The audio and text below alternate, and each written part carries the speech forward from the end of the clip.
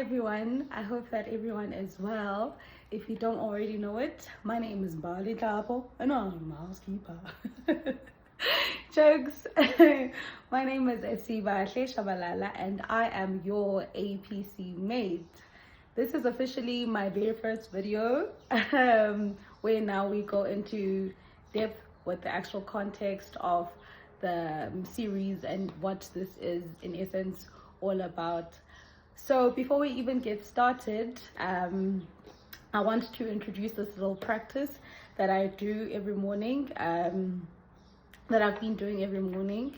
I have this cute little box here, and inside it has some cards full of positive affirmations, and I think that it would be quite fun, relatable, and motivating for me to share these with you guys on the days that I shoot. So how I normally or how this works for me is that, as I said, these are cards inside. They have positive affirmations, so they are turned upside down, so you only get to see what the affirmation is when you turn the card around. So every morning when I get up, well, not every morning when I get up, but it could happen that I'm at the office or just when I have woken up, depending on when I remember. But I always remember that I must check my box for the day. So every time after I've read one, I then put it at the other side. Oopsie daisies. I then put it at the other side just so that the next day I then reveal the message for the next day. So I just grab one every day.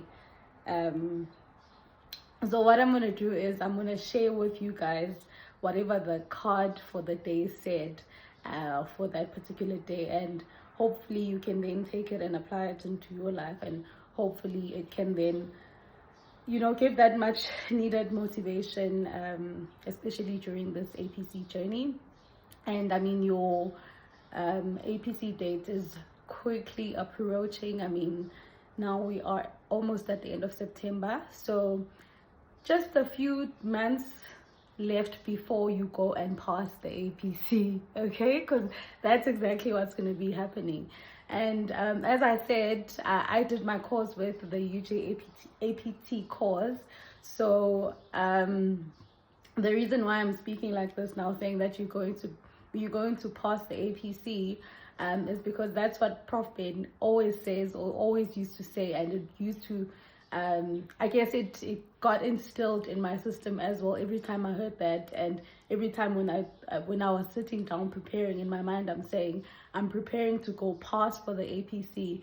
And what Prof Ben used to say would be, I wrote mine on the 1st of December 2021 or 2020, 2021 and 2020. So the 2021, so what Prof Ben would say then is, he'd ask this rhetoric to all of us. He'd say, what are you going to do on the 1st of December 2021? You are going to pass the APC.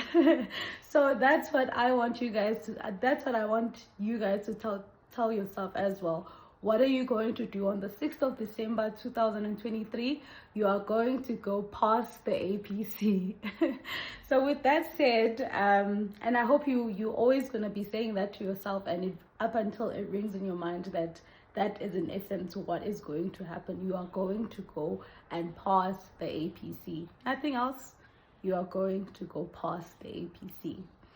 So I'm going to share with you guys what the card was saying today, that card of affirmation. I don't know what to call it, but yeah, it's full of words of affirmation. So I'll share it with you guys before I start any of my videos, and yeah, maybe share my 2 cents on whatever the card says, and yeah, you'll see whether you can relate, or how it then maybe it will also give you that much needed kick as well as you prepare for your APC. So the card for the day today is, it said, I already read this by the way, I'm ready to live the life of my dreams. How relatable is that? I'm ready to live the life of my dreams. I mean, I don't think I even need to go on further there and try to motivate anything. You know what that means for you. And I mean, when you say you are getting ready, you are ready to live the life of your dreams. Oh man, I'm gonna start sounding like I had that. Okay. But in essence, when you're saying I am ready to live the life of my dreams, what that means is, like, being ready does not mean you're just sitting there. Being ready means that you are getting prepared, you are fighting, you are working hard on your APC, you are getting ready to live the life of your dreams, meaning that for you, the life of your dreams may mean that becoming a CASA, and then thereafter you start living the life of your dreams.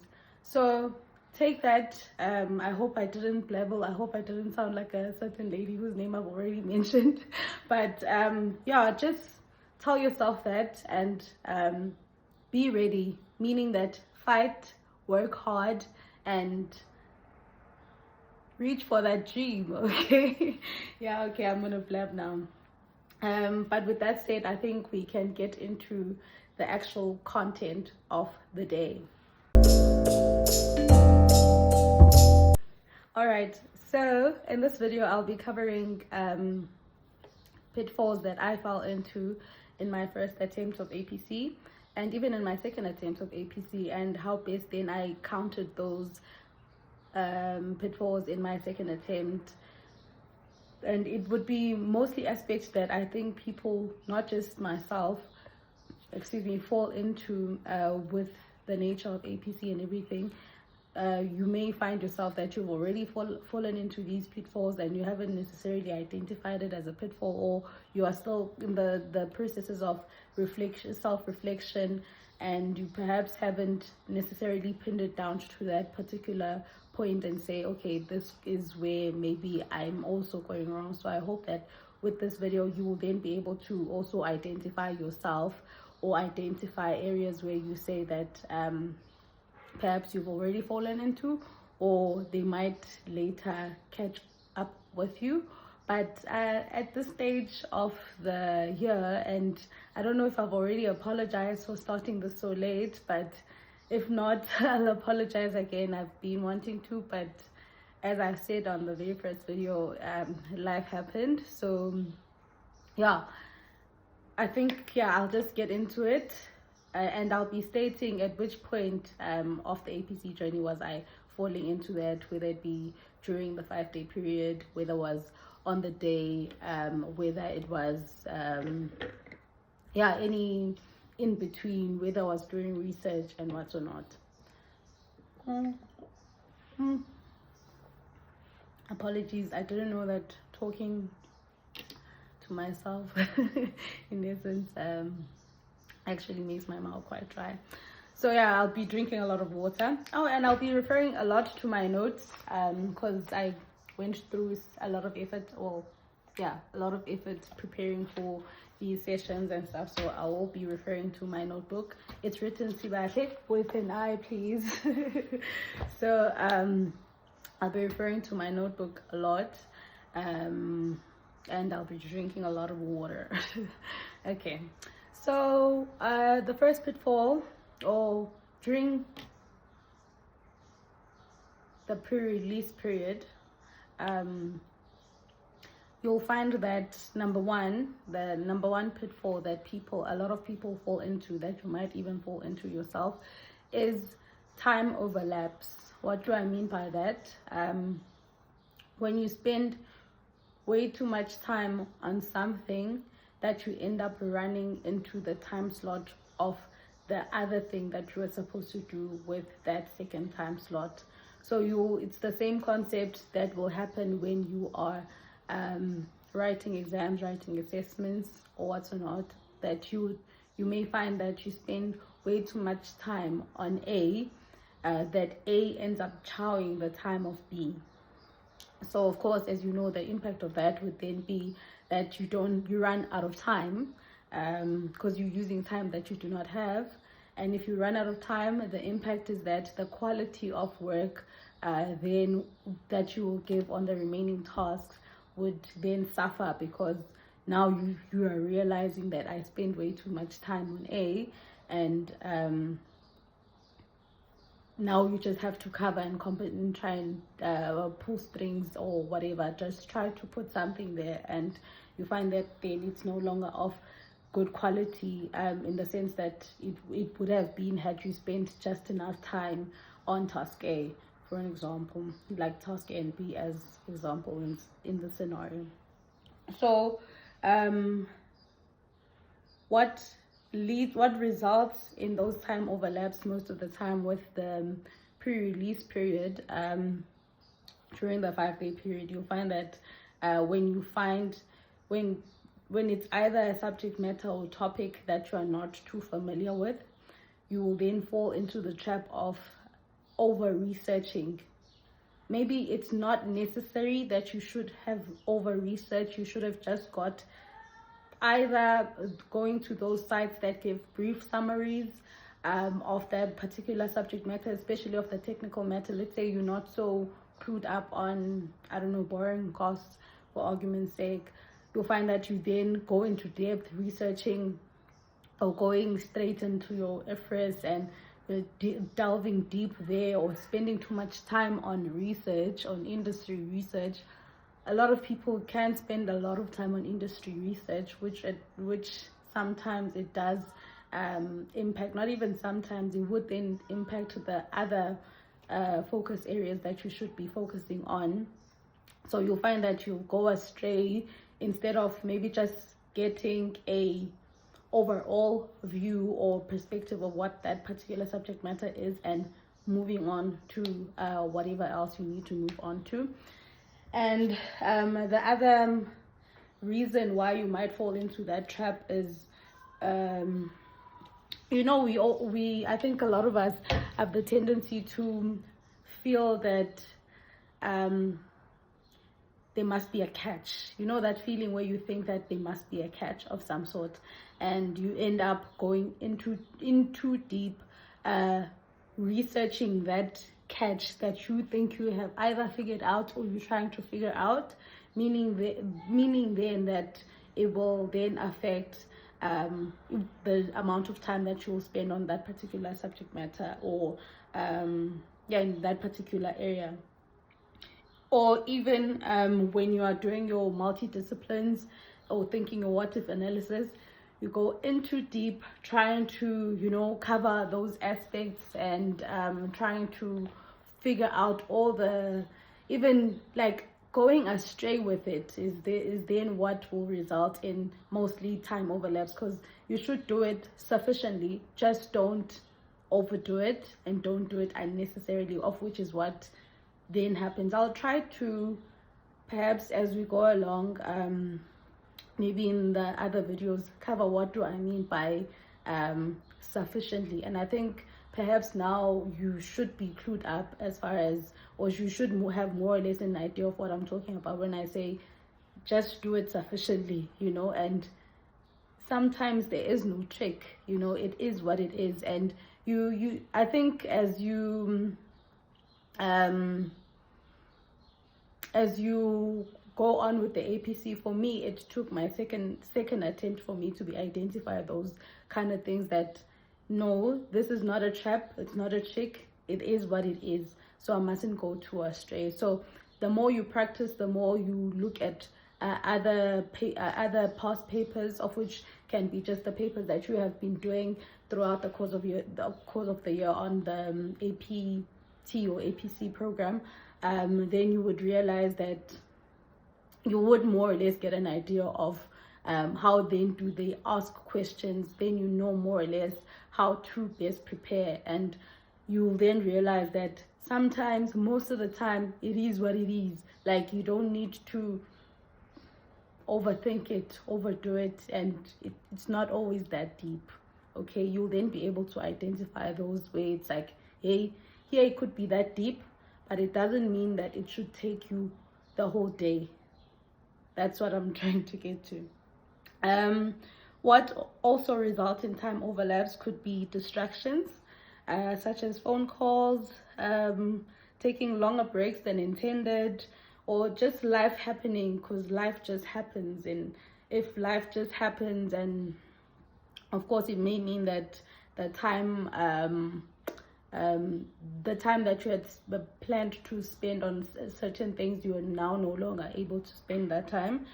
So now on how to best counter these two, because now I spoke on two issues that lead to time overlaps, which is the going astray as well as the distractions.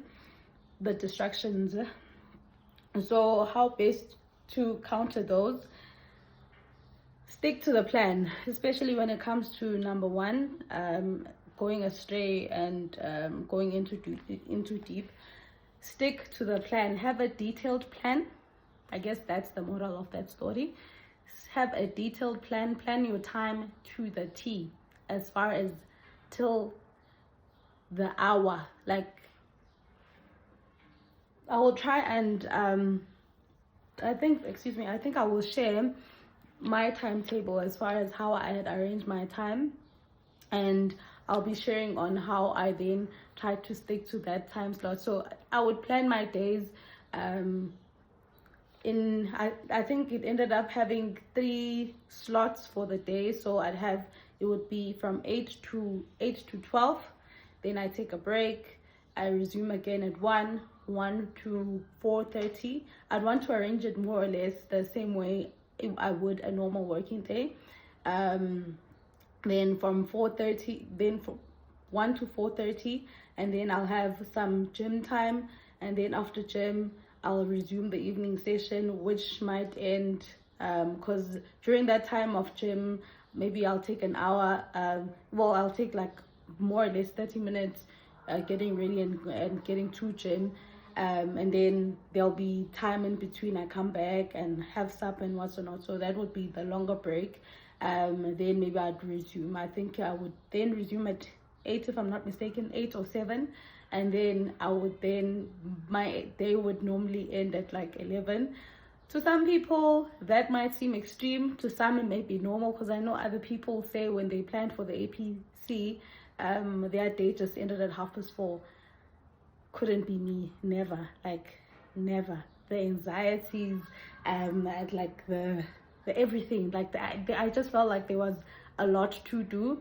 And for some people that might seem like it was too early to end your day at 11, but you'll see why, more or less, not more or less, but I'm just breaking down as far as what worked for me, so maybe it might work for you, maybe not, but that's for you to decipher. And chances are at this point you know what works for you and what doesn't work for you. So the moral of this story that I'm now sharing now, as far as how I plan my day, is you want it to be detailed, and you would literally have it as I had it, as a timetable, as though I was in high school or varsity, and say during this time from 8 to 12 it's just me and task A. During this time, from this time to this time, 1 to 4:30, it's just me and task B. And that means that if I did not finish task A sufficiently, I do not care at the time when I am doing task B. I am not thinking about task A. What I then would do is that, because I would try to sufficiently cover task A during its time slot, and areas where I'm seeing that I'm not closing quite too neatly, or I'm not quite too sure of, I'd quickly move on and focus on the other things that are in task A, and I'll then allow a buffer at the end of my day, or my margin of safety, I'd call it. Well, not the end of the day, would be the beginning of the new day, because I would then wake up at around 4:30 or 4:30 in the morning. I know it might seem extreme to certain people, but there are some sacrifices that you need to make during this journey, and I'm sure you already relate, you already know what I'm talking about. So they do come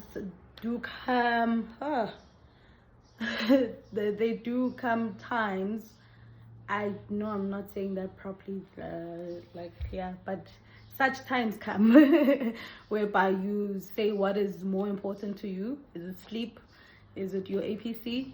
And you know that once you're done with APC, you can sleep till whenever. So sleep we will catch up on it. I have caught up on sleep more than enough now. Like it's fine. So it was worth it for me, you know. So yeah, I would then wake up at 4:30. When I wake up at 4:30, it's to cover those certain aspects that I feel I was not too comfortable with.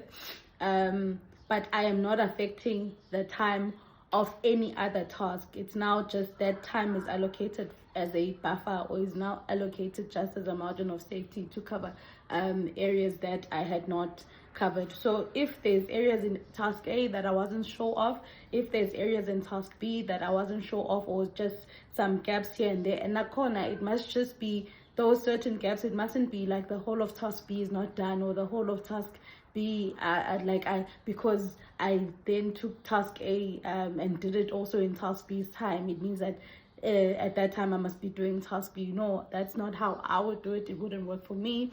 So I would ensure that that buffer is in the morning, the beginning of the next day.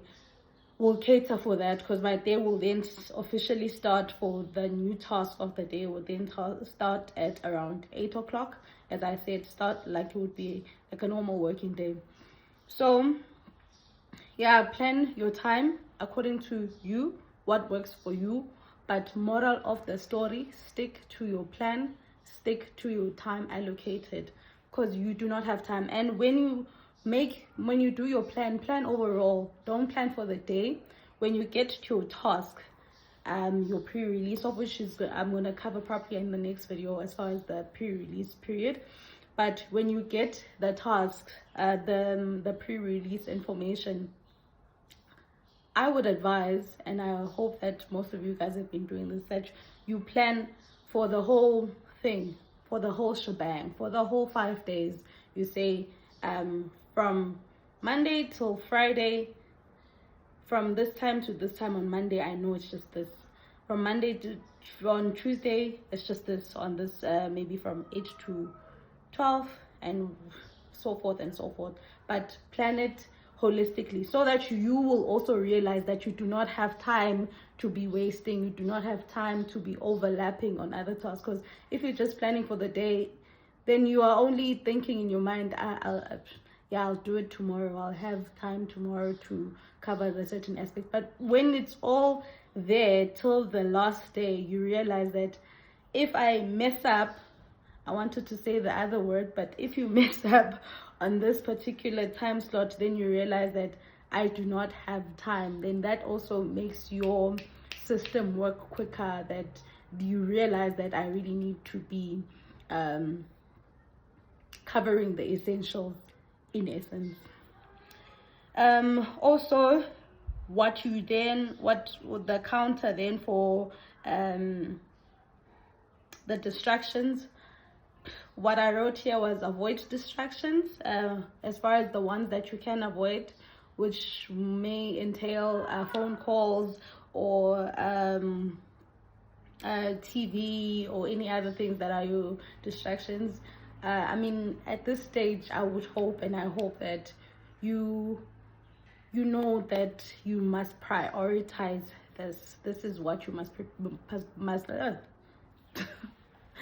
I beg your pardon, like when my face glitches and stuff, it's because the English starts eating me up. So then I realize, and the system just glitches, like, and then what is this girl actually saying? So I beg yours, my face will occasionally give that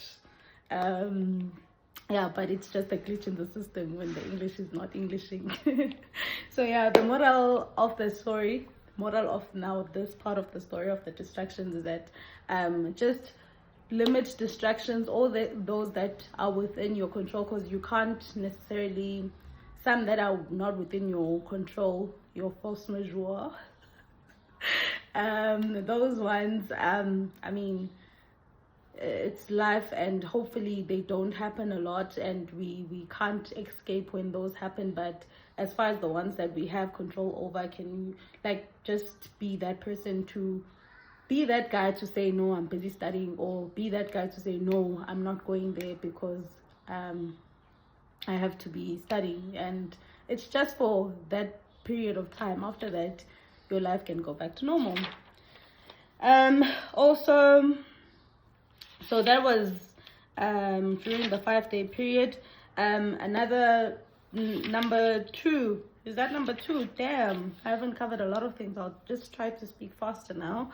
Number 2, the second pitfall is leaving printing to the last minute. Yay, I fell for this. I fell, like, this was quite the thing for me, especially on my first attempt. On my first attempt. And I kid you not, if you can ask anybody, as if you needed somebody to testify as far as why this is not ideal, it's me. Because I would leave printing to the last day, where I want to print everything after it has been finalized. And I want to print, because as I said, because there'd be certain tasks where maybe you're still not sure of and stuff, and you'd be telling, excuse me, you would have convinced yourself that, you're still gonna have time to go back to that particular task and cover it neatly, or change a few things. Then only Tuesday on your day 4, you'll go and print everything. Bad idea. Well, for me, bad idea. So what I best advise, or what ended up happening, and I will, as I said, when I share the timetable, my timetable, how it was arranged, I also would say printing, I would arrange, would say, okay, during this time slot, I'd print and stuff. So depending on your life and your setup, for me, I don't live too far from the office.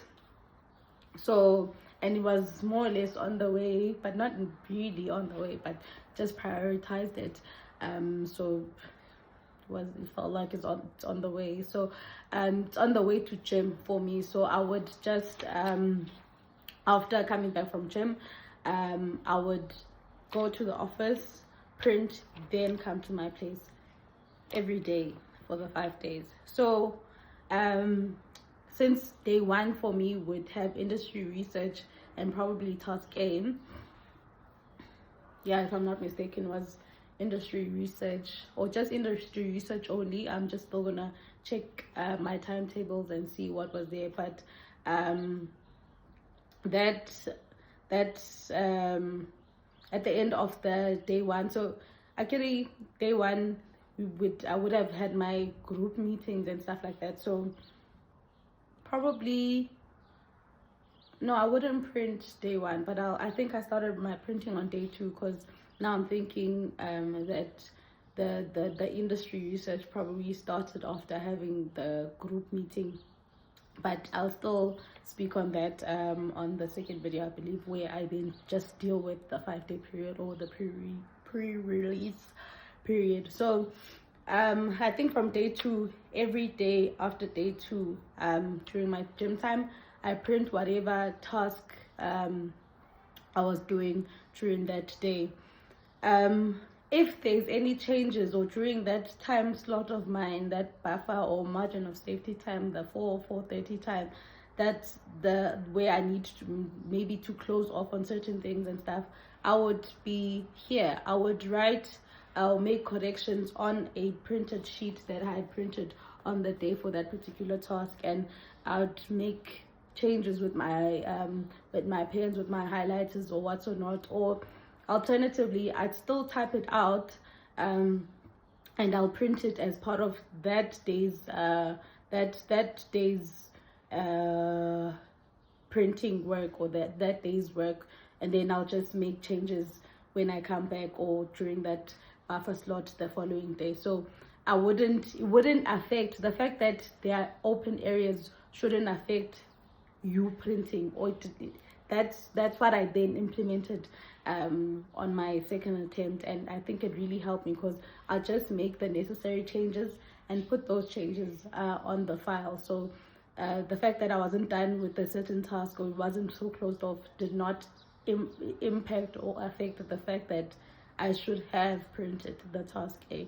And yeah, so number 3 of during the 5-day period pitfalls: not enough time to familiarize your file as a result of this thing that I just said, leaving the printing to the last minute. Because if you're gonna print everything on the day before you go to write, and maybe let's say 12 noon or earlier, let's say 12 noon for example, or later even, just that day, you guys understand by now the anxieties of that day. So imagine then still having to print and stuff like that on that day. I mean, the anxieties are worse, because what you ideally should be doing there on the day before, you just printing the last task and whatever buffers that you corrected from the previous day's task. That's all you should be printing on day 5, and then you sit down and familiarize yourself with the file.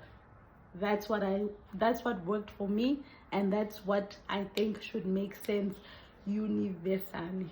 I'm sorry to put it that way, but I think that would make sense, that you just sit down after that time where you printed your last task, you put it on the file, then you just sit down with your file, you are reading your file, you are going through the file up until whatever time of the day where you are now saying you are comfortable with your file. Because you won't be comfortable with your file if you are still printing stuff till late on the day 5, you know. So that's not good, and we all know the implications of not familiarizing with your file.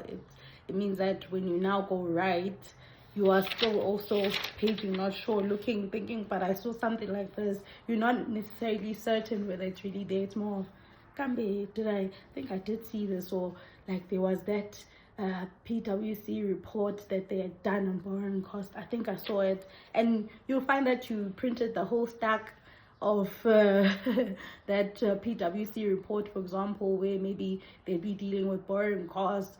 Why do I keep saying borrowing costs? But okay, let's say they're dealing with financial instruments or what or not, and you print the whole thing. If you had familiarized yourself with the file in relation to the pre-release information and what is required of you, then you know that you just only needed to print page 5, 6, and 7, and that's all you would have needed on the file. So yeah, like and then comes the day, would mean that you know exactly, you saw it because you read it and you know for sure it's there. So should there be a task on the day or some information on the day that triggers that particular aspect, you know exactly it is there. You know. So that's number 3. Number 4, putting things in the file that just don't belong there. I just covered that. Yeah, I just covered it as far as what I was giving an example with the financial instruments or borrowing costs. You find that let's say there was this glitchy system. So you'll find that there was this particular report done on a particular technical matter by any one of these big 4 or wherever, and you find that you would then maybe that was a matter of, like, it had 2 different treatments, or 2, you know what I'm talking about, or like it was still a matter of case by case and analysis, or it was a new standard, so people, the various experts were still debating and what's or not on the best treatment of it and stuff like that. You'll find that there's a report this thick that you'll find on the internet and stuff that deals with that. So you'll find, if now you had made these errors that I just spoke about now, as far as not familiarizing yourself with the file or leaving printing to the last minute, you'll find yourself taking that whole report, putting it in there because you saw it deals with force majeure. Let's say, for example, that's what you were, the particular subject matter you're dealing with.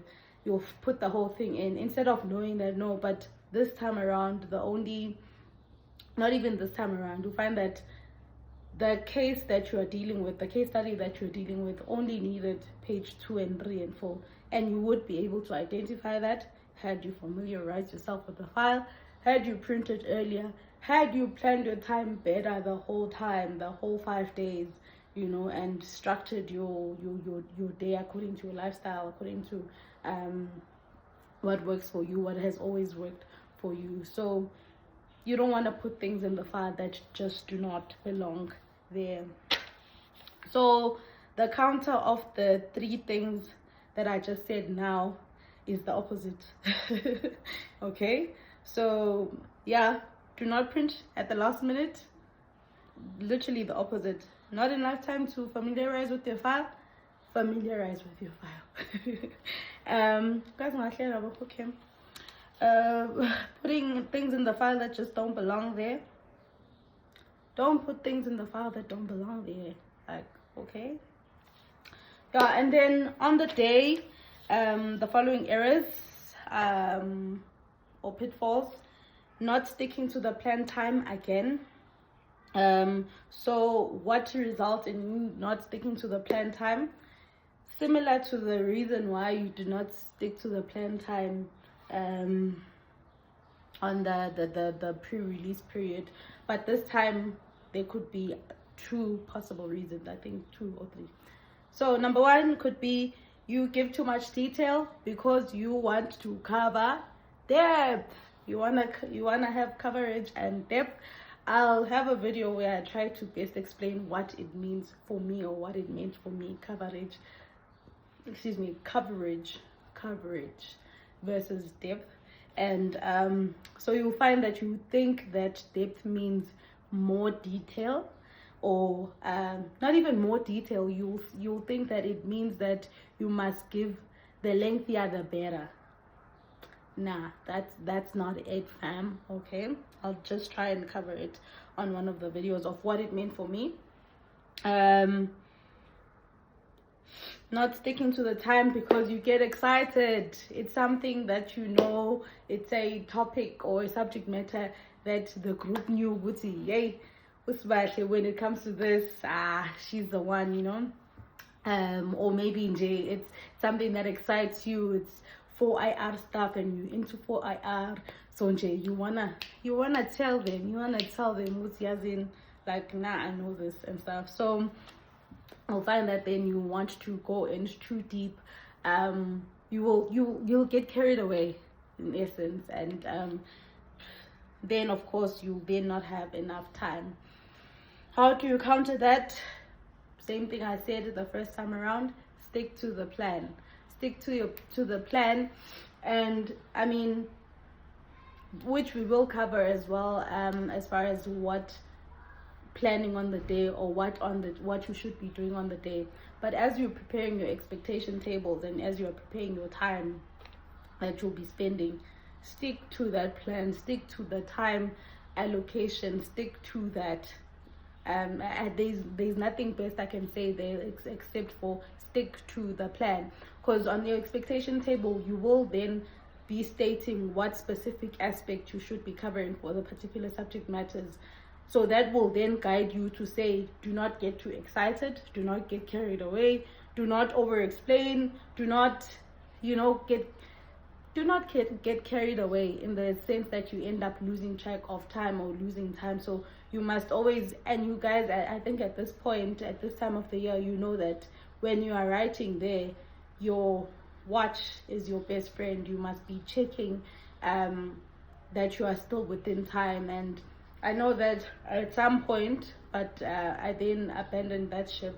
At some point I had even started, I had a little stopwatch, a stopwatch had a timer. So if I say 40 minutes, I'll put on the stopwatch 40 minutes, and then I'll start. And then when I see it, so it's counting me down as time is about to end, maybe at like 10 seconds, it just makes a beep. So it tells me now you are in the 10-second. No, we'll give a beep at the 1 minute mark, I think. But obviously I'd be always accounting for myself every now and then, because time there just flies. But the other method, of which we'll discuss, or I'll speak about, of what then how then I best manage my time on the day, we'll discuss that at another point, at another time. But kwenye video, sure. And then over reliance or paging of the file, that's number 2. I think it only happened as a result of that mistake that you did that I did on or you that you would do on the pre-release period, of putting things on file that don't belong there, of putting things on the file that don't belong there. So then you are on that report looking for, oh, okay, but I saw they speak of force majeure on page 19. You are not sure, you are paging through. So that then of course depletes more time on the day when you should be writing, and where you should be focusing more on giving a response. And it should have been to a certain extent, it should have been ingrained or embedded knowledge.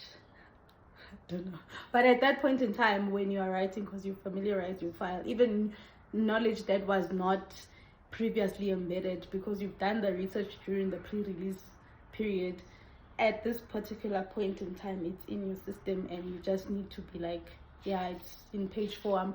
I know what I'm talking about, or I know what they're asking, but let me just look at my page whatever on my file, and I know I'll cover that aspect. I know it's there. For example, it's a matter of I know it's there, and I have more or less an idea of what we're talking about, because I did my research, I familiarized with my file. It's just a matter of confirming or adding more detail to it. Number 3, guilty as charged, panicking. That's one mistake that not even a mistake, it's just ingrained. I think for me it was just ingrained in me, which I'm a panic mechanic of some sort of note. Well, I was. I've become better. I'm a grown woman. I've become better. Well, I became better because I became better. Like the environment that day, good tense, go freaky, go wow. So sometimes you can't help but get in your head a bit, especially maybe let's say you environment is one part of it, but also let's say there's a certain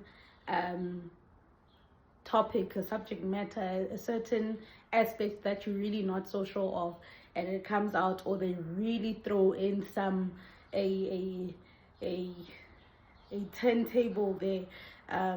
How the turntable if you're a fan of The Office, you are going to get the joke that I'm trying to make if I'm saying how the turntables have. So sometimes they just throw in that shot that, you remember where I was saying, Guti, we would look for some tricks, and you find the trick and you do not plan for that trick, and it becomes tricky, could be rough. Then you start panicking and getting in your head a bit. But there's a way to counter that as well. Just keep calm, take a deep breath. You really have so much knowledge in you. You really you should give yourself benefit of the doubt. Just know that you can do it, that you do know that. Give it your best shot, and with a sound mind. And how do you give it with your sound mind? You just take a deep breath and ask yourself, but what do I know about this subject matter? What do I know about this topic? Okay, does it answer what they're trying to say, or is what I know relevant, or does it speak to what they are asking? If the answer is yes, then you have something to work with. If the answer is no, it can't be no. But on a real, not that it can't be no, but you would have a certain idea of that subject matter given the fact that you had spent the 5 days researching. So there should be more or less something that is knowledge in you, whether it's in your file as well, that you can use to be able to answer a certain task or to best give a response on a particular subject matter. Okay, and the last pitfall that I identified for now, up until further notice, as far as maybe I'll think of something else later, but the other pitfall that I fell into, or that I know other people also might be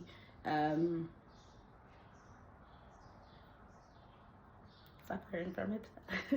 I know that other people might have also fell into that pitfall, is the use of specimen responses, as in the lack of use of specimen responses, or the lack of understanding how to use specimen responses to your advantage, and how best when you're doing those self-reflections and your self-reflections, how do you really use that specimen response to assist you, not just for that particular case study at that particular point in time, but for the future as well. I learned this incredible method from another colleague of mine, of using specimen responses and putting them on file and using them as guidance even when I was preparing during the 5-day period. I'll just try, I think there is for part of the things that I said, I'll cover one of the videos where I deal with the master file and what I meant by preparing what or how you can start even preparing your file today. Not the file that you will take into the venue, but a file that you will have with you as during the time where you get pre-release information. I'll discuss more detail on that, but in that video we will cover what I mean by best use of specimen responses. But specimen responses are just not meant for you to check at that particular task correct and say it's incorrect and toss away. You can use it to your advantage, and that was the game changer for me. Like, I think I was never the same again after I started using that methodology and started using specimen responses to my advantage, and starting to understand them more, and how best they can be, how great of a tool they are, because they don't only give you the answer or more or less the ideal response, but they also give you guidance of the structure. So the structure does not only mean if it was an IAS 16 task, for example, that similar structure, you'd find that if you now use the specimen responses to the best use you can, you'll find that where you then encounter, let's say, a first 15 question along the journey, you'll find that somehow the structure of this IAS 16 task, the previous task, would be able to help guide how you then prepare for an IFRS 15 trigger going forward.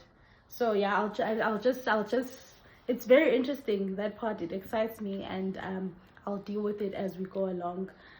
So I have spoken so much, but I really hope that everything that I've said, one or two things will be helpful to you and you'll be able to apply it. The sun has decided to dim me. I guess my time is up. So I hope that what I said will assist you in preparing for your APC.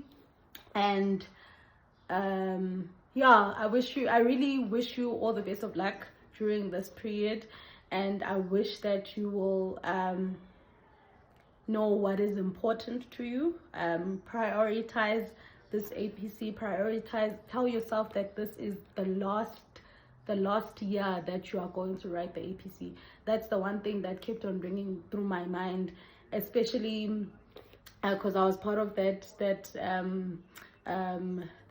group where at the SAICA venue there was a lot of commotions. Our laptops did not work, the laptops that were provided, but there was a lot of commotion around that, like that the first time that they implemented those. So I remember telling myself that do or die, nah, I don't want to come back here again. I don't want to be sitting in this venue again, especially because of the trauma that I felt on that day. I was like, I do not want to have to go through this again. I do not want to ever come into this venue again. So I was even telling myself on that day that, yay, whatever they decide, they better make sure that they say we must still continue writing, because at one point they were contemplating that we might have to reschedule and rewrite. To me, I was like, I don't want to have to come back to this venue again. I've already told myself in my head, Uguti, this is the last time I am in this venue. This is the last time I'm writing the APC. So I was like, in my mind, I was like, they better not. Hey, we better write, because I think we ended up starting at around 11 or so. So instead of starting at 8 because of all those commotions. Sorry for another day, but just tell yourself, and Uti, this is the last time that you go write the APC. Believe in yourself that this is the last time.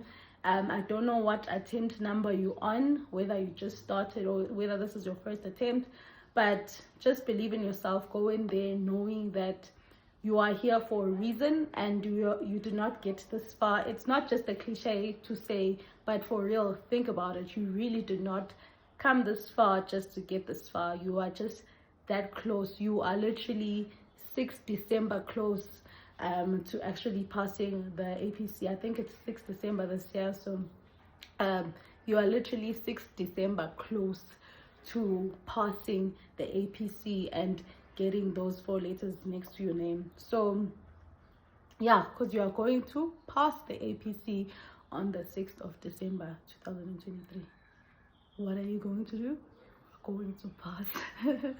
No, thank you so much for watching, and I hope that I was able to serve my purpose as far as this video is concerned, and as far as this series is concerned. I really hope that it does help at least just one one other person out there, and do enjoy, and do feel free to share to anybody that you think might be interested in watching this video. And yeah, thank you so much. See you on the next one.